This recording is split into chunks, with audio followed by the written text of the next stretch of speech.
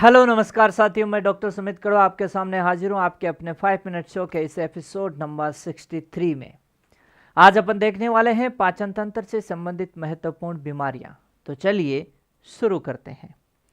दोस्तों, पाचन तंत्र से संबंधित कुछ महत्वपूर्ण बीमारियां, यदि आपको डायरेक्ट क्वेश्चन पूछ लिया जाए कि निम्न में से कौन सी बीमारी पाचन तंत्र से संबंधित है, तो कुछ बीमारियां हैं जैसे स्टोमेटाइटिस, चौक, सामान्य अपच, अम्लीय एवं क्षारीय अपच, आफरा या जिसे टिम्पैनी या ब्लॉट भी कह सकते हैं, और एक बीमारी कब्ज या कॉन्स्टिपेशन। तो ये कुछ बीमारियां हैं जो पाचन तंत्र से संबंधित होती है।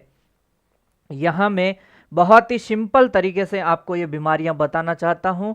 सबसे पहले है स्टोमेटाइटिस। आइटिस का मतलब होता है इन्फ्लामेशन, सूजन आ गई। तो मुंह का संक्रमण, ध्यान रखना, स्टोमक नहीं है, मुंह का संक्रमण है या सूजन है, वो स्टोमेटाइटिस कहलाती है, इसलिए इंपॉर्टेंट हो जाता है। स्टोमेटाइटिस नाम सुनकर के अपन स्टोमक कर देते हैं, नहीं करना है, मुंह का संक्रमण है।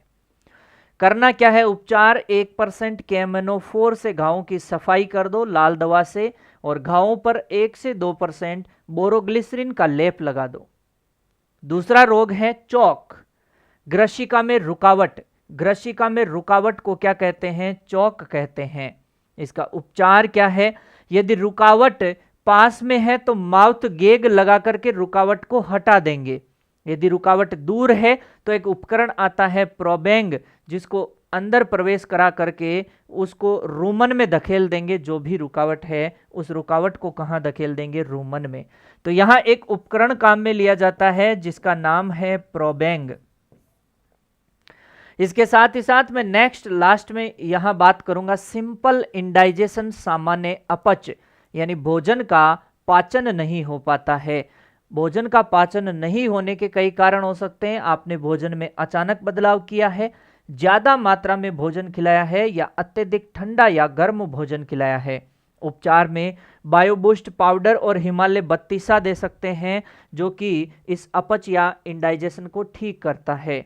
ये आप क्लियरली भी इसको देख सकते हैं अच्छे से कि क्या क्या लिखा हुआ है।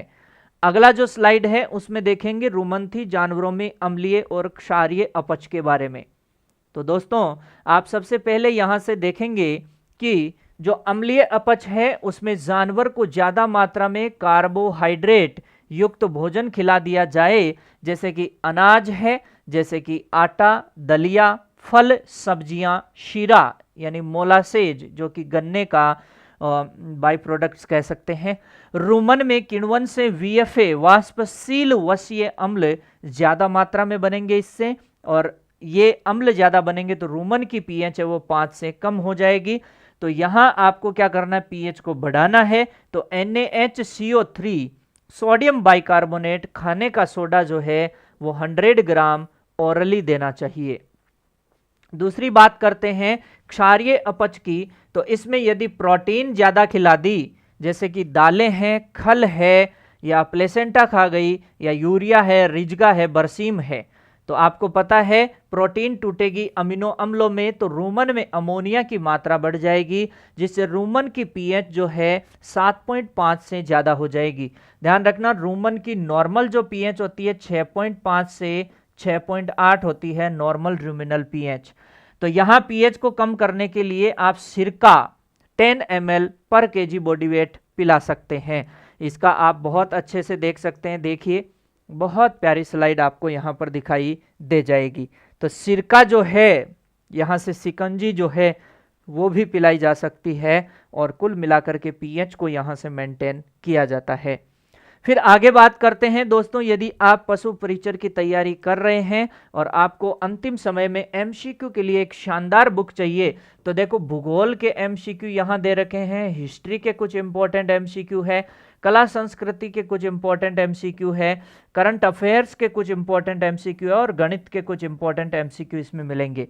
साइंस में आपको यहां पर दोस्तों एनसीईआरटी मिलने वाली है, साथ ही साथ एमसीक्यू भी मिलने वाले हैं। और पशुपालन के अंदर दोस्तों आपको अच्छे से फ्लो चार्ट के साथ साथ आपको इसके अंदर मिलने वाली है जो नवीनतम चीजें ऐड हुई है उनकी थ्योरी, और उसके साथ साथ आपको PYQ पशुपालन में मिलेंगे, साथ ही साथ आपको MCQ भी भरपूर यहाँ मिलने वाले हैं।